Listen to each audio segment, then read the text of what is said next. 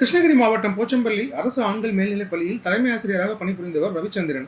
இவரிடம் மாணவராக பயின்றவர் தருமபுரியைச் சேர்ந்த செந்தில்குமார். இவர் இந்திய ரிசர்வ் வங்கி மூலம் வெளிநாடுகளில் இரடியம் விற்று அதிக பணம் பெற்றுத் தருவதாகவும், ஹவாலா பணப்பரிமாற்றம் மூலம் பல கோடி ரூபாய் சம்பாதிப்பதாகவும் கூறி தனக்கு நெருக்கமானவர்கள் மற்றும் பல தொழிலதிபர்களிடம் பணம் பெற்றுள்ளார். இவருக்கு கோயம்புத்தூர் மாவட்டம் சிங்காநல்லூரைச் சேர்ந்த வக்கீல் திருமூர்த்தி என்பவர் கடந்த 2019 பழக்கமாகியுள்ளார். அவரிடம் தன் தொழில் பற்றி எடுத்துக் கூறிய செந்தில்குமார், எங்களிடம் பண முதலீடு செய்தால் கமிஷனுடன் சில மாதங்களில் இரட்டிப்பாக பணம் கிடைக்கும். அதற்காக நடைமுறை செலவுகள், டாக்குமெண்ட் செலவுகள் என சில லட்சங்கள் செலவாகும். ஆனால் கோடிக்கணக்கில் சம்பாதிக்கலாம் என கூறியுள்ளார்.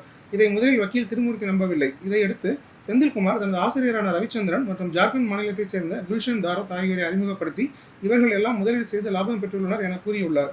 அதன் பின்னர் வெவ்வேறு மாநிலங்களைச் சேர்ந்த பலர் ரிசர்வ் வங்கி அதிகாரிகள் போல வந்து நடைமுறை செலவுகள் என கூறி திருமூர்த்தியிடம் மொத்தம் 50 லட்சம் ரூபாய் வாங்கி உள்ளனர். இதனிடையே ரவிச்சந்திரன் உடல்நலக்குறைவால் காலமாகிவிட பல்வேறு மோசடி வழக்குகளில் சிக்கிய தருமபுரி செந்தில்குமார் சமீபத்தில் கைதானார்.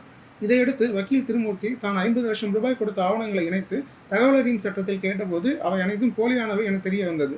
இதையடுத்து அவர் கிருஷ்ணகிரி சிபிசிஐடி போலீசில் கடந்த ஜனவரி 28 அளித்த புகாரின்படி போலீசார் விசாரித்தனர். குற்றவாளிகளை பிடிக்க 6 தனிப்படைகள் அமைக்கப்பட்டது.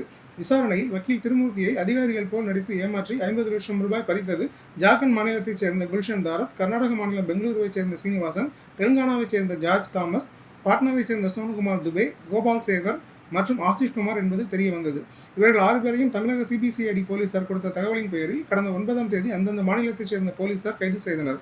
இதுகுறித்து கிருஷ்ணகிரி சிபிசிஐடி போலீஸ் தரப்பில் கூறுகையில், இதுவரை அவர்கள் பல்வேறு மாநிலங்களில் 23 பேரை கோடிக்கணக்கான ரூபாய் ஏமாற்றியது கண்டறியப்பட்டுள்ளது. கைது செய்யப்பட்டவர்கள் அந்தந்த மாநிலங்களில் உள்ள நீதிமன்றங்களில் ஆஜர்படுத்தப்பட்டு சிறையில் அடைக்கப்பட்டுள்ளனர். அவர்களிடமிருந்து லேப்டாப், மொபைல் போன்கள் உள்ளிட்டவற்றை பறிமுதல் செய்து தடயவியல் ஆய்வுக்கு அனுப்பியுள்ளோம். முழுமையான விசாரணைக்கு பிறகே இந்த மோசடியில் இன்னும் எத்தனை பேர் இருக்கலாம் போன்ற விவரங்கள் தெரிய வரும் என தெரிவித்தனர்.